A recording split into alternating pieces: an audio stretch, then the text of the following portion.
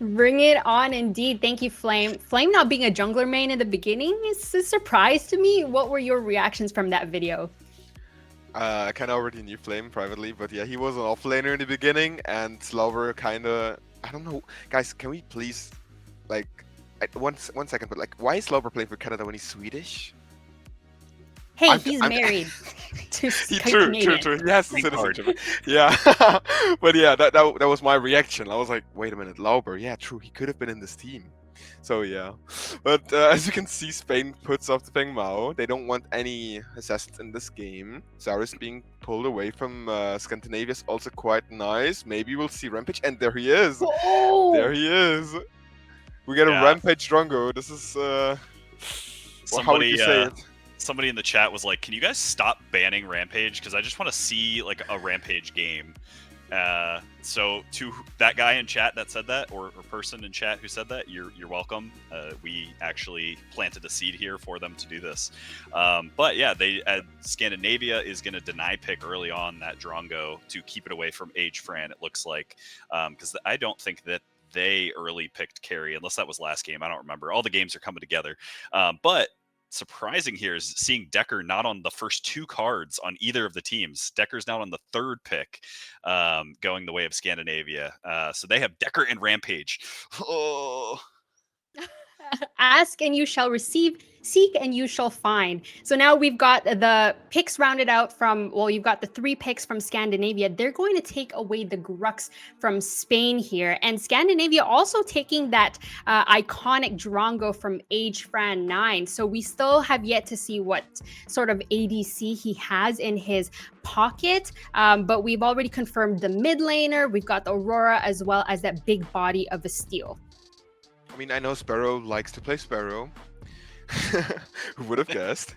He likes to play Kira as well, but I would not be surprised seeing him on a Wraith. It'd be really cool to see a Sparrow this tournament, because they have a beefy front line, they have an Iggy, they have a Steel and an Aurora. They could play front to back very precisely. Obviously, in this case, Sparrow won't get to play what he wanted. He gets a Drongo. I don't know what's like Spain is going for, because I would have guessed that they play for a Drongo. They didn't. They fully went for the offlane. I think Steel is going to be an offlane character this game. Aurora is going to be put into the jungle because she just scales quite well, has a really high clear speed. Grux being taken off the board was quite weird in my opinion, but I guess that's just because they don't want to have to deal with any more CC on the opponent team. Which leaves us open with a Terra being picked on 4 for Scandinavia. Very solid pick. I think the only response that we can potentially see here would be like an Muriel. Like, I honestly think that would be a Muriel or Narbash angle for Spain together with a Sparrow. That would be quite nice, but we'll have to see. yeah, they have a very flexible draft on the side of Spain right now with that Steel and Aurora. Yeah, as many of you know, that both of those heroes can kind of flex into support, as well as jungle, as well as offlane. So I think they obviously have their own strengths, but I think Spain is doing a really good job keeping Scandinavia guessing in this draft matchup here, and they're going to lock in the Quang, so Okay. another consistent offlaner. Well, again, we've seen him in jungle and offlane, but I'm anticipating he is going to. He might be in the jungle this game because Maybe. Junior's point, he expects the steal in the offlane. It might be an Aurora support then, or we'll see. I don't know. Yeah, you can definitely Huh. flex either of these heroes in a lot of different roles. So Aurora can go offlane, she can go jungle, Kwang can do the same thing, as well as Steel. So Spain just really telling Scandinavia, you know, we're playing this mind game with you. But that's what draft is also about. But now you're seeing the Murdoch. That's the last pick coming from Spain. Personally, I find it quite odd to pick a melee character when you know you're going to be into a Decker, because if Scandinavia plays it out well, they will just be bullying the dual lane for the first 10 minutes. But also, on the other hand, if Spain manages to sustain in lane, respect opponent CC timers and whatnot, then and make it out of the laning phase, then we can have some heavy team fights. The Gideon being picked last is a no-brainer, but I would have preferred seeing a Howitzer personally. Gideon is a solid all-round pick. Team fighting potential is insane. They have a dive, they have a teleport.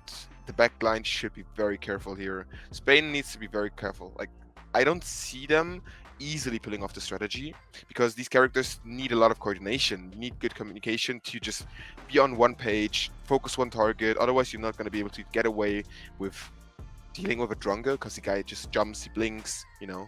There's much to this game. Yeah, I think Scandinavia feels really confident about their. I think they identified that they need a really strong team fight presence, and I think Gideon brings a stronger team fight presence than the Howitzer. They realize that Rampage is very strong right now, so when Rampage jumps in, Spain is going to be focusing everything they have on either killing him or trying to ignore and kite around him, and as a result, Black Hole, I'm expecting some full duration Black Holes hitting 4 or 5 heroes heading into this game, and I think it's the right call for their draft as it stands right now. In 5 words or less, which country are you choosing, or which draft are you liking, and why? Scandinavia, cause no CC. Ah, damn it. Scandinavia, cause who CCs Gideon? There we go. There we go. Scandinavia, because Decker. Nice. That's the draft for our last game of the day. Scandinavia versus Spain. We're sending it to Falcon and Lance Cecil. Thank you so much, R-Dog. I am Falcon, joined from across the pond on Lance for the final game of the group stages of the Nations League. Lance, how are you doing? I'm great. Scandinavia, no walls, Terra walks. Close enough for that. And yeah, I totally got to agree. The fact that Scandinavia picked Terra after the ban phase, no less, into this Spain composition is criminal. I mean, you have the Decker for the cage yourself. Zaros was already banned. I mean, yeah, you got CC that's on the floor when Terra doesn't have ult, but when Terra has ult, that's not going to happen. When she's got ult, it's not going to happen at all. I think the Murdoc's going to have a hard time being able to not be dove by a lot of the heroes on it. Yeah, you could drop quite a bit of things to try to get yourself away. You're going to have to basically flash if you're going to try to get away from what is on that. But Falcon, how else do these teams match up to each other when we get to the team fighting stage and around the objectives, which typically decide games? It's going to be down how this Gideon plays. I'm not entirely sure if Simi is playing in this game, but either way, the Gideon is going to be basically able to do whatever he wants. And I mean, also, a big thing is that we can finally see where these picks are going. I talked to you just before we went live, Lance, about where I thought this was going, and I am incredibly wrong, because that is a Aurora support. So the steal is in that off lane, like Genia said, so good props to him, which I don't really like. I do like the Krang matchup into the Terra. I think that works a lot better. Aurora support also into a Decker Drongo. I don't know if it's playable, but we'll have to see. Are we sure that it isn't the Quang in the off lane, and that it's... I think it is Steel in the jungle and Quang in the off lane. As the minions are crashing, we see the Steel moving over to the red side, and it matches up with the top as well. So I'm even more surprised to see a Steel in the jungle, Falcon. Personally, I don't like the speed of that clear. I don't play a lot of jungle, so I don't want to have too harsh of an opinion. Shout out to Flame Pokin for the shark skin quick. But how's that Steel's speed through the jungle? How's that clear for that character, Falcon? You really need at least one item before you can start clearing. If he goes Brimstone, if he gets that AoE damage around him, then it's going to help a lot. It depends on what the build path of Mikhail is going to be. But there's worse. However, you're against a Rampage, which is basically a better steal in the jungle, better wave clear, better CC from a longer distance. So I don't see how Spain is going to be able to keep up. And I know Flame loves invading, and on a Rampage against Steel, he's going to have so many opportunities to do that. And I mean, even now, I could imagine him maybe going to look for that blue buff and go for a early invade. An early invade would work pretty well. I mean, the clear for Steel is going to be much slower. He's doing it.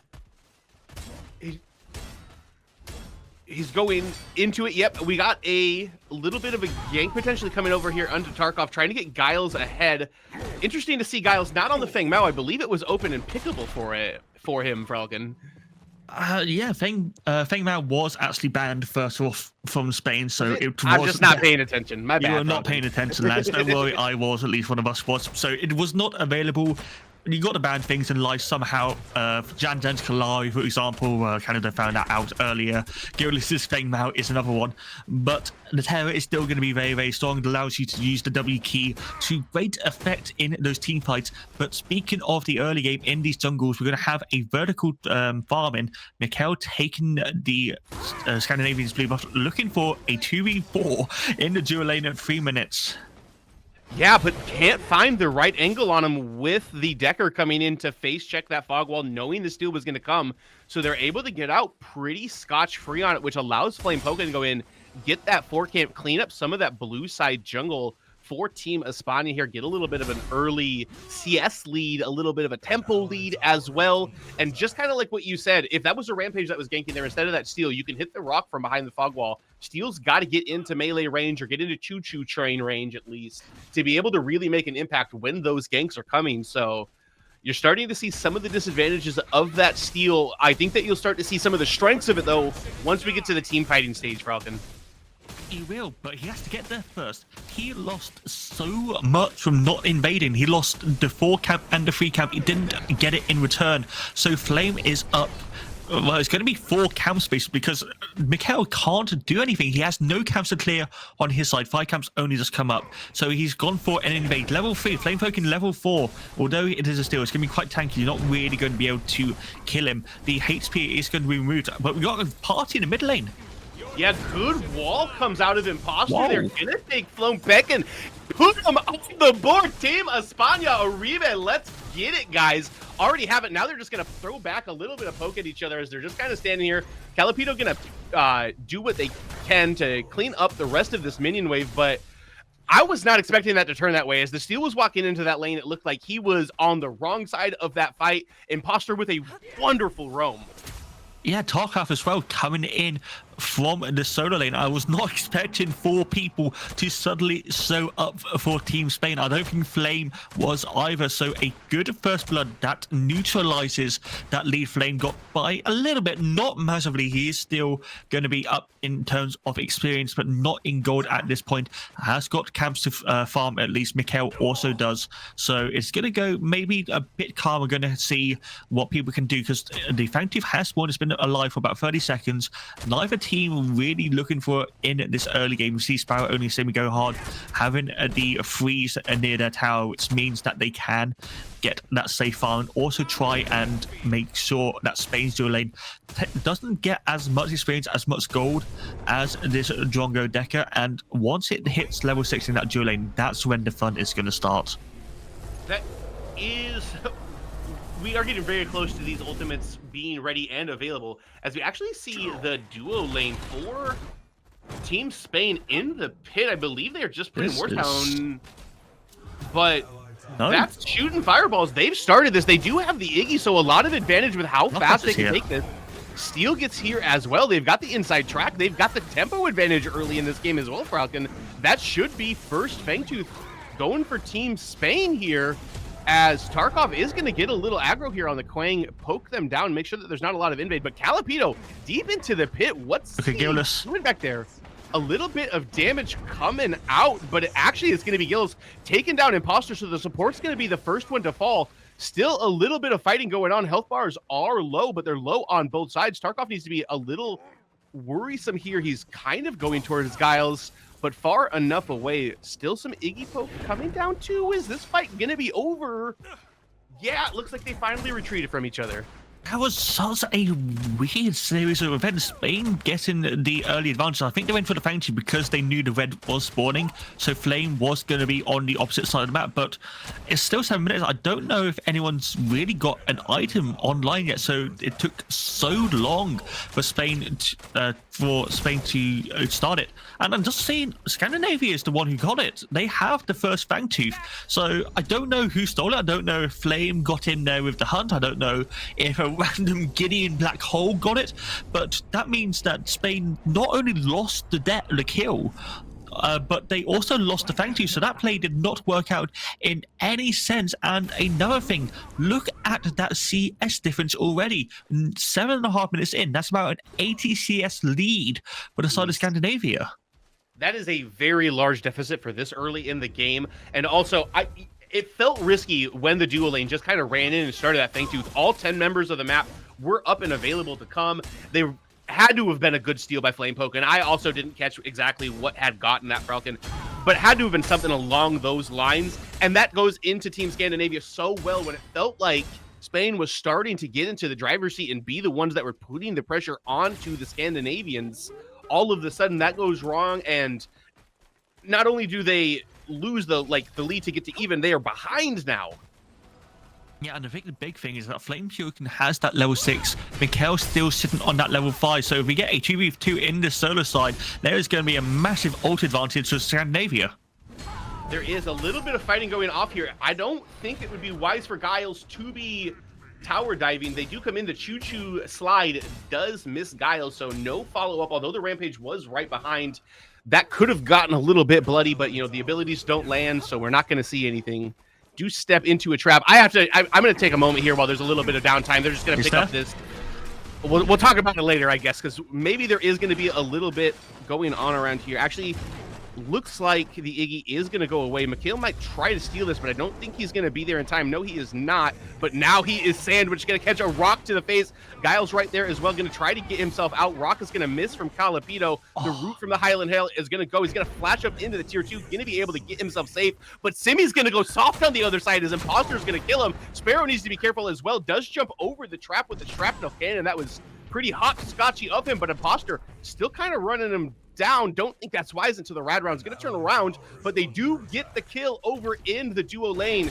Looks like they might pick up this tier 1 tower. No, they're going to run away as well, although I don't think Quang's got the wave clear to deal with that.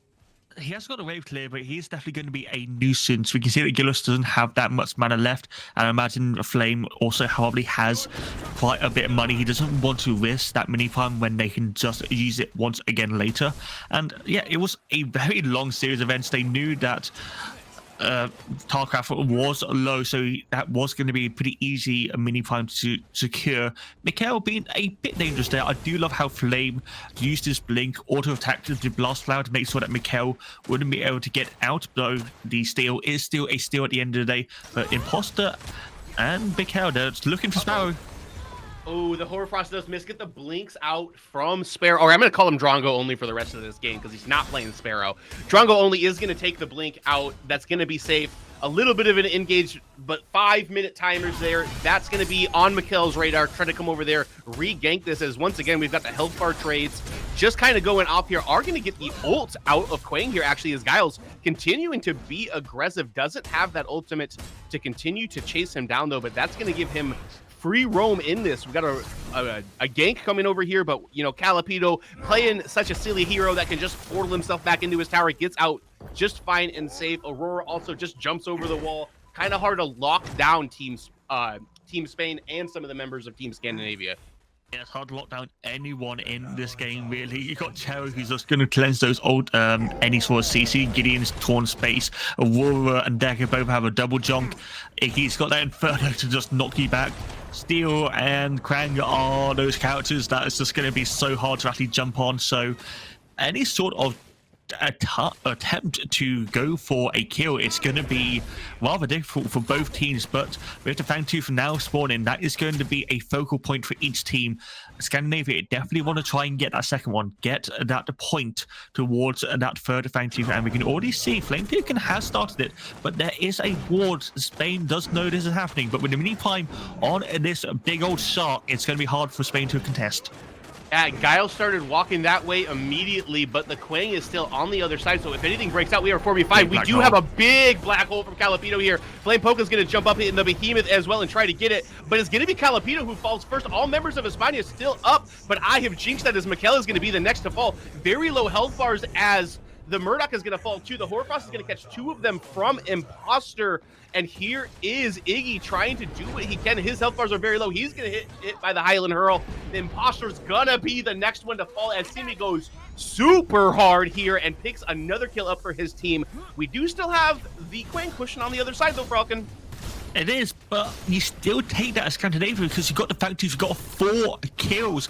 I'm not entirely sure who got what kills in that. We see killers killed Imposter on the back end, but it is still a net game for Scandinavia. Tarkov isn't even going to be able to get this tower because the reset came through fast enough from Gillis. He's going to return to lane. Tarkov is going to... I mean, he can still stay in lane. He's still got plenty of HP and mana, but the item difference is going to be coming through. The Elefrost compared to the Mutilator and the Mist Meadow Buckler means Gillis is going to be a monster. 4-0-0 on this tower. You don't need a Feng Mao when you have a big old axe. You do not. A little bit of pressure on him again as he stops him from taking that Scion buff, as it does reset right at the end of it. He doesn't even give a crap. He's in the tower. Look at this guy's a monster. Falcon isn't able to take him down, but you know Gillis is going in there. Get in there, Gillis. Clear this minion wave. Stop the back. Get in there. Get him. Get him. Oh, man, I'm so disappointed in you.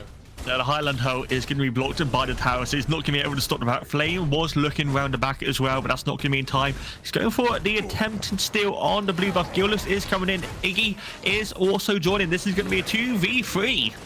Yeah, good crowd control laid down by Mikkel, though, although he is the one being aggressed on. We do have a solo kill over in the other lane as well. Flame Poking gonna get knocked back by the Iggy. Still nobody quite falling. Imposter does show up. Trap Calipito in, but the ice wall does not last too long. Still on the retreat. Are they gonna be able to get to Calipito? They blink forward. Tarkov puts him down with the sword, and they get Flame Poking. Really no neutral objectives or anything that they can really do to capitalize on it while he's down, though. They do. Scandinavia does get the tower because of the 2v1.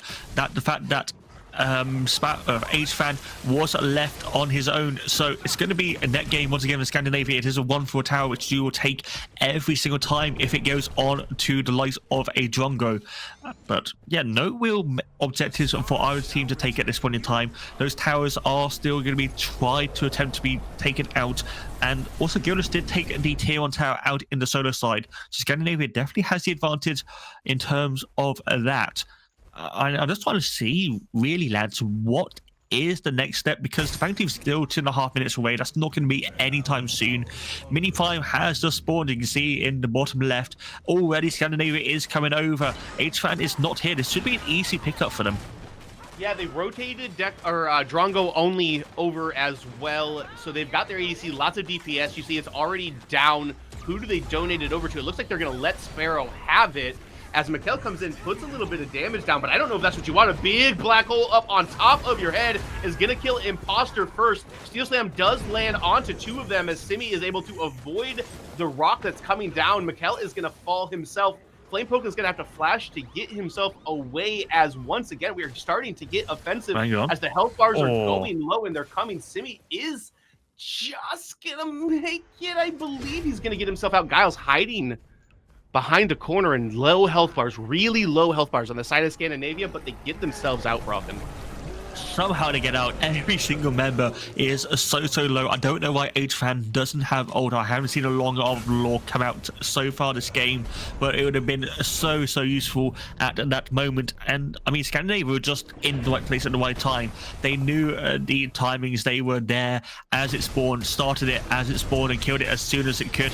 And we can see Gillis fighting Tarkov once again. He hasn't got the ultimate, but again, he's just going to run down this Krang. The Blast Flower is going to be available, but it is not going to be too little too late. One more auto will secure it. That is going to be his life for a tower. But the big thing, that death timer is not going to be respawning before this Fang Tooth. So Spain is going to be a man down for this respawn. It is a man down, but honestly, as just a player here watching that's hashtag worth in all chat, because I got the tower, I got the solo local gold. I'm not worth as much as Giles just got for killing me as I got for the tower. Yeah, the timers are a little bit messed up, but you know, he's up in 4 seconds. He can get here to clean this fight up, although it does give Scandinavia the rush to get in here and get it. Actually, as I continue to evaluate this is third Fangtooth they're going for here. Definitely hashtag not worth in all chat. Yeah. My bad. Yeah, definitely not worth. The Fangtooth has been taken off though. Scandinavia, they might be looking for a fight. Sparrow only is just continuing to do the damage to it. Flame Token is still going to be here for the Slay. 1000 HP is what you're looking for. It's going to be taken. Scandinavia has the 3 Fang boost. They have the 8% damage and defensive buff. Spain is going to make a hasty retreat. That is the correct decision from them. They know that fighting at that point in time is not going to go well for them. So instead, Scandinavia just gets a free third Fangtooth. Right, and it's starting to look a little desperate for Spain. I think that they need to start, not that fight in particular, but I think they need to start trying to coin flip these fights, see what they can do to get a good pick out early, and see if they can win with a numbers advantage. Down 6-9 in kills, down 3-0 in Fangteeth. I believe they've lost both mini primes, or at least one mini prime now at this point as well. So the CS is below, or the CS numbers are low for them as well in comparison to Team Scandinavia. And at this point, what do you have to lose? This is for your country. This is for Nations League. Flip a fight. Do what you can. Out-mechanic these guys. Iggy's in your name. You're 2-1-3. You've got your Megacosm. You've got your Tainted rounds. You're getting close to getting your Azure Core done. Like, let's just brawl, guys, is the way that I'm looking at this, Falcon. That's one way to put it. That's a very American way of putting it from what You're we've damn seen right so far. But you got to remember, this is a death match. This game will decide who will go through to the main event. So Scandinavia and Spain, they have to make sure it's careful, because if they make the wrong decision, if they go too far and cause that all prime going to the enemy team, then that could be GG. Gillis going a bit deep on the 4 members, but the rest of Scandinavia are here.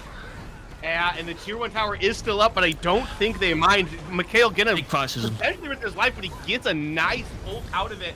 Black hole up on top of all of them, but it's canceled pretty quickly by somebody. Only Imposter has fallen now, so they will be able to defend this tier 1 tower. Finally, the long arm of the law comes out, but he should have waited to finish Vanquisher, I think. I mean, if he's building Vanquisher, yes, but either way, that was still not going to be doing enough damage. He's level 10. He hasn't got that second rank in the ultimate. That's when the Long Arm of Law really starts to hit like a truck. And Flame Token with this Void Helm, with this passive buff, he's going to able to regen. Simi goes very low, blinks away. The rest of Scandinavia is coming back in. Oh, but the rest of the boys are here to defend Simi, but it's going to cost Sparrow his life. They...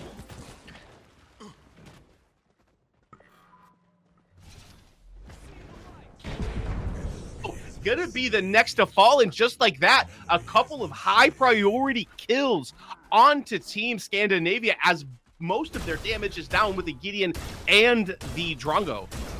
Yeah, but Gildas takes another tower in the meantime.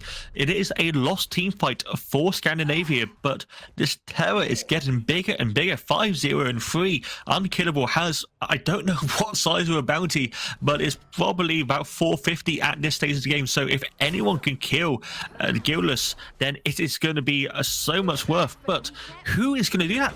This is a level 13 tower. Iggy is the only one in this game that is even, well, it's level 12 at this point. I thought he was level 13. No one is the same level as Gildas. No one can really fight him in a 1v1 situation. Spain is going to have to throw the works at Gildas, and that's just going to allow Scandinavia to do what they want. And that's the 5 words that I used to start this game to answer the wonderful R-Dogs question to begin with. I was wrong because they do have the Aurora wall, but it's still playing out the way that I had predicted it. What are you going to do to stop this Terra and to stop a player like Giles or Gillis or whatever? I apologize, buddy. I don't know your name. What is it, Falcon? Giles. Giles. I apologize, I might Giles. also be wrong, but you're a very good player, and I should know your name. And I should know what's going on in this team fight as health bars are low. Flame poking in with the Behemoth. It is going to be him just kind of stomping around here. Health bars are very low, but nobody has quite fallen yet. The Iggy very, very low, as well as Simi go hard. It is going to be the Iggy who's going to be the first to fall, but the duo lane will now go down as Simi should definitely be the next one to go, as Sparrow only has already fallen. Mikkel started this team fight with almost no health, and look where he's at now. Flame Poking gets hit by the tether. Gonna have to flash and then use the jump to get away. Pulls the rock out, but Giles in the backline. I think he needs to be careful. That's basically a 2v1 if he decides to go in. But look at that. That starts in favor of Team Spain so well there. They get those 2 picks early, and then boom, just like that, Scandinavia evens it up and then even pulls a little bit ahead. They get 3 kills. They're going to get this mid-tier 1 now as well. All tier 1s down for Team Spain. Yeah, Calipito is just left untouched. Gilly in the back line just taking out as many members of Spain. Got 2 more kills in this team fight. Calipito trying to go for a torn space over there. I don't think he ever made that. But once again on this yeah, sure. But once again on this terror, now 7-0 and 4 items complete. Gilly is so good. I can't wait to see what Gully is going to do here. I just expect this next team fight to start to happen. They brawl for a little bit. He pushes the R button, walks directly towards that Murdoch, directly towards that Iggy, whoever seems to be the threat. And just like this, it's going to happen. He's pushed that R button. Look at him just kind of walking towards that backline, enough to make 3 people retreat now as this Fangtooth is up. It is the primordial Calipito. one. If Spain is able to get this, it can kind of turn the fight or the game back their way, but it's going to be tough as they're walking in. Giles does take quite a bit of damage there. The long arm of the law comes down just to kind of add some poke to it, but a black hole is going to get those health bars super low in the backplane. Poke is going to be able to pick up the Iggy, who is the main damage dealer. It's going to be the Quang falling on the other side as well, as Giles is going to be able to pick that up. That should be a free primordial. Thank you for the Scandinavian fellas. And what I said earlier, Spain needs to throw the works at this terror to try and kill him, and that allows Scandinavia to do what they want. The amount of damage coming out in that AoE damage, Sparrow only just able to shoot from the backline. Calipito gets it a great black hole onto multiple members, and it's going to be a Primal Fangtooth as the reward. That's also going to be the 4th Fangtooth of the game. All Primal has been around sitting in that pit for the last 4 minutes, but I think he's going to get some attention now as Scandinavia has reset. They have bought those items. We can see Sparrow only building towards that tainted round, but the main damage once again is going to be from Guileless on this terror. Has 4.5 items at this point, so good luck killing this monster. Yeah, I don't think luck is exactly what you need. Maybe some sort of intervention from a higher power or something. They are going to try to pressure themselves around this. Hoarfrost is going to come out, connect onto nobody. He's actually going to get stunned himself. Does get in, unable to get that. So that is a Orb Prime coming over for the side of the Scandinavian team. Imposter's going to fall. Big Rock is going to come down, as it is Mikhail falling down into the pit. That's going to be Murdoch following as well. Iggy's going to go down next. That's the full RGS ace. The Scandinavian region of the world houses most of the happiest countries in the world by per capita, or the citizens when they pull them. And you know these players are smiling because they just qualified for the main event. There's almost no way this game is not over at this point, Falcon. Well, it shows you haven't played with Flame because there's more maniacal laughing. I can't say anything. There is inhibitors going down. 5 members of Scandinavia are walking towards the core. They have those minions. Imposter is the only one alive, which is not going to last much longer. We see the rest of the death timers coming through. We got Ace Fan now, but the core is already gone. That is going to be Scandinavia taking the game 22-10, 25.5 minutes, and they are going to make the final spot for the main event. 9-0-9 on the Terra, drafted after the picks or after all of the bans had came through for the game, able to get it super late in the rotation. Ends up being the most valuable pick they got in that. Giles played out of his dang mind that game, Falcon. What can you say? The score line shows it perfectly. We don't know how to say his name, but we know to appreciate his plays. Though I would say his farm's not the best, but when you have 9-0-9 on your score line, it doesn't really matter. And I do like how he made those rotations, got around the rest of the team early, made sure that the lane dominance that he had in that early game was more than enough. Flame as well, using that early advantage. Yes, he gave up first blood because 4 members of Spain went towards that mid lane, but the Rampage showing why is normally bad, because you kill 1 person, how are you going to kill 2 tanks like that? It's going to be difficult. That was one heck of a match. I'm very honored to have been able to cast it with you, Falcon. We are going to kick it over to our desks to round up the day for us. Thank you guys all for watching. Thank you so much, Falcon and Lance. Welcome back to the desk, everybody. What a last game between the Scandinavians versus the Spaniards. Junior and Shadow, help us make sense of what we just watched. Well, we just watched a very, very fierce battle. It looked like Scandinavia was going to roll over, like I anticipated, due to the fact that they couldn't deal with the Gideon ult, which they were not able to deal with. But I don't know. It was actually heartbreaking for the Spanish fans, I'm pretty sure, because they could have won this game. They could have been the final team to make the finals, to get into playoffs and represent even more. But unfortunately, they fell short. Yeah, to Junior's point, they had the tools to win that game. Unfortunately, they were just half a step behind Team Scandinavia at all points. The Iggy and Scorch, the reason you pick that hero is not to gank lanes, not to shove the outer parts. It's to control mid lane, set up at the objectives, win fights at the objectives, take the objectives, and then win the game. And unfortunately, we never saw them set up at the Fangtooth. They might have set up at one of the Orb Prime fights, but it wasn't enough. And if it was, if they did, it was too little too late, because out of the first 4 Fang Teeth, they didn't set up once. So I think that was really the biggest issue with their draft. I think Iggy played great in that game. It was just unfortunate, just timing in terms of who was dying and when, and who was like making rotations and where. We saw Quang die on that off lane right before I think it was the Primal Fang, or no, it was before the 3rd Fang spawned. Quang died, and there was nothing. Not Quang. Yeah, it was Quang. It was Quang on his tower, yeah. It was Quang. Yeah, it was Quang. He Yes, just wasn't, it he was died, and as a result of his death, Giles just got the walk, or however you say his name, got to just walk right over to Fangtooth, and there was nothing they could do because they didn't have their offlaner there to support and be in the front line. So, yeah. And speaking of Iggy, Dr. Shadow, let's look at Iggy's numbers. He also worked well for Team Spain with Imposter playing Aurora, but we have to talk about his numbers. There's a reason why his name is El Iggy Manchego. I wonder what it means. Maybe the Spanish fans could translate in chat. Oh, it's a cheese. Oh, thank you very much for the information. Thank you very much, production. Well, we know it means cheese now, so he was cheesing a bit while he was getting cheesed himself in mid lane. We saw that Flame was just pressing R, Gilles was just pressing R, or Gilles, however you want to pronounce his name. They were just running it down in mid lane, trying to make Iggy's life a miserable life. Aurora was there to hover, especially at the early stage of the game. It looked like Flame was just taking the lead, in my opinion. And then he goes mid, overstays a bit. Aurora's there, they get a first kill. Spain was in a good set. It looked to me like they could have just kept playing at this pace and just receiving the attacks and just fighting back, which they did a couple times. We had some upset fights where Flame unfortunately died, which is why I assume he's in agony due to the fact that he had to tank so much damage. I looked at the stats and realized that the main factor was Gilles, though. This guy had the highest KP in his team. When his team was fighting without him, they'd lose in mid lane. But once he showed up, his Terra was just wrecking havoc. It was quite hard to deal with, I'm pretty sure.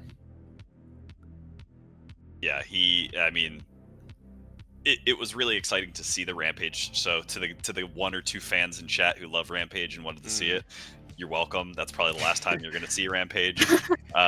True. But I mean, based off of that performance, you would think the teams would be banning Terra repeatedly and over again. But it can't be understated Flame's impact. I know at 10 minutes, I noted that he was 40 CS up on McClel's steal. He had, I believe Flame had, what was it? It was like 85 CS or something at 10 minutes compared to like 45 or 50. So he was doing what he wanted to do with the Shinbi. He was hitting creeps and farming, but in this version, he got to have a stun. He got to have a rock. He got to do Rampage things. So it was really exciting to see that. And Iggy does not like to be stunned. Iggy prefers to be able to move kind of freely. So Rampage prevents him from really doing that. But can't take away from Iggy's stats. Iggy Cheese's stats here. He has a 60% win rate. He's actually really involved. He averages 6 kills, 6 deaths, and 9 assists per game. That's probably, I mean, most Iggy players probably average like 3 kills, 2 assists per game or something like that. So I mean, this guy's like clearly doing something right. It was just again, it was just a matter of being able to set up those rotations to the objectives, and unfortunately, things just didn't work that way across the map. And Scandinavia was able to secure that last game. They played so well in their second and third games. But now it's time to look at this scoreboard to see who else is coming out of Group D. We just finished watching Scandinavia versus Spain, but you're looking at this scoreboard. We have 3, wins from France, of course. But what else are you seeing here, Junior? Oh, I can definitely see that there's 4 favorites going into the next stage. I myself playing in Team Germany Gold, hoping for us to do well. We have Italy, obviously, with Conte's as their superstar, being mentioned by a couple people already in yesterday's stream already, right? We have England, the powerhouse, dark horse trying to take down, the chivalry in France. I do think that this will either be taken entirely by France, England, or Germany. I think Italy has what it takes, but in some departments, as long as the other 3 teams that I just named don't troll it, they should be playing it better. Yeah, I mean, we also have North American supremacy. I'm making up a word here. We have USA Red and Canada are both 2-1 in their respective groups. Yeah. These are 2 teams who were favored very highly coming into this tournament, and as we saw today, Canada did not show up very, very well for at least one of their games. But I think these are also dark horse teams that have the potential to really upset these 3-0 teams coming out of the groups into whatever matchups that they're on. And so now it's time to pull up the main bracket to see the seeding for September 14th and 15th. Junior, if it isn't Germany Gold, who are you hoping to pull through in the main event? Honestly, I want England to win. If it's not Germany, I want England to win, as long as it's not the French. I speak French myself, I'm friends with some of them, but it would be amazing to see Bondrud win something. I love that guy. Yeah, this is a hard one. I don't want to see France win again. I don't know. I like upsets. I like upsets, but I also don't want England to win because I'm American and Independence Day and all that. I don't know. Just root for Italy. I think I got to root for Italy. Yeah, I'm a Conte fan. He plays quite well. Yeah. Yeah, I'm a Conte fan. I liked what I saw. I liked the cohesion and the trust and the I don't know, just the vibes of the Italy team all together across all the lanes. It felt like they were really just communicating really smoothly. So I gotta call Italy here. I'm really looking forward to these games. I mean, you've got so many good best of 3s coming out, like Germany Gold and the US team, Italy versus Canada. A lot of these teams went 3-0, and then some, we almost had tiebreakers. So is there any other brackets you want to highlight, or different, battles, I guess, or matches you're looking forward to? I think we've already talked about it, but I can't emphasize enough to how Italy and Canada will play it out, because obviously Canada crumbled a bit against us, Germans, but they had some shortcomings in terms of players that they were able to deal with in the following games, which is why they won. So seeing Canada at full force, fighting it out with Italy in a best of 3 is actually what I'm looking forward to most, because England, in my opinion, will probably take it. They're supposed to take it. I'm not going to comment on our game against the US. I'll just let the game talk for itself. And Germany Black versus France is a quite hard game for my fellow Germans, but I would love to see them win, just to keep dreaming of the 1-2 German finish. But that's just my bias. Yeah, no bias at all, though. To your point with the England Scandinavia, England is expected to come out on top, but I mean Scandinavia, they've shown that they are capable of learning and adapting. I think they really just need to focus on their drafting. Like what do they want to prioritize to be able to play comfort picks that are going to really enable Flamepoken especially to have a good game? Because I don't know, is it a coincidence that they win when he has a good game and they lose when he doesn't? maybe. I don't think so. But U.S. and Germany gold. Sorry, Junior, but I got to root for the U.S. Just Don't worry. that's the fatherland. Yeah, no hard But feelings. the one I'm most excited for is Italy and Canada, because as you mentioned, Canada came at you guys earlier today with a partial roster, utilizing some substitutes. So I'm really excited to see them at full power, fighting Conti and his squad. So I think that is personally the one I'm most excited for. And then France and Germany, I got to root for Germany, man. Just get France out of here. Get France out of here. I'm looking forward. For me, okay, so England versus Scandinavia. Okay, I'm gonna root for the underdog. Okay, Scandinavia goes out. Germany gold versus the US. Okay, US is basically the doctors. They already won a championship, so give it to Germany gold. And then Italy versus Canada. I'm gonna vote for the Italians. And then the last one, France versus Germany black. Get the France out. Germany black. Let's go. But we'll see you guys next time, September 14th and 15th. We got to say thank you, for everybody for watching and tuning in to the tournament today. It was a pleasure to watch these games with you. If you like what you see, please give us a follow. We're on X. Please join our Discord. Junior and Shadow, it was a pleasure to do the desk with you. We have to say, unfortunately, goodbye to everyone. We'll start with Junior and, of course, Dr. Shadow. Thank you very much for having me. It was kind of short notice, but I'm always glad to help out. I love this game, love the community. We love the support and hope to see as many people and hopefully even more tune into the playoffs, right? And good luck to everyone. Junior, I have a question for you before you go. Do you stream Predecessor or anything like that? I try, but the thing is, as we already mentioned just 2 minutes before, there's something called Leaf Draft League, and it only became a thing due to the fact that the game is it's not very streamable for some of us because we don't like playing games that are not competitive enough. We are all very tryhard. Maybe a bit too much. Some are known to be tilters, but I don't think we're bad people, none of us.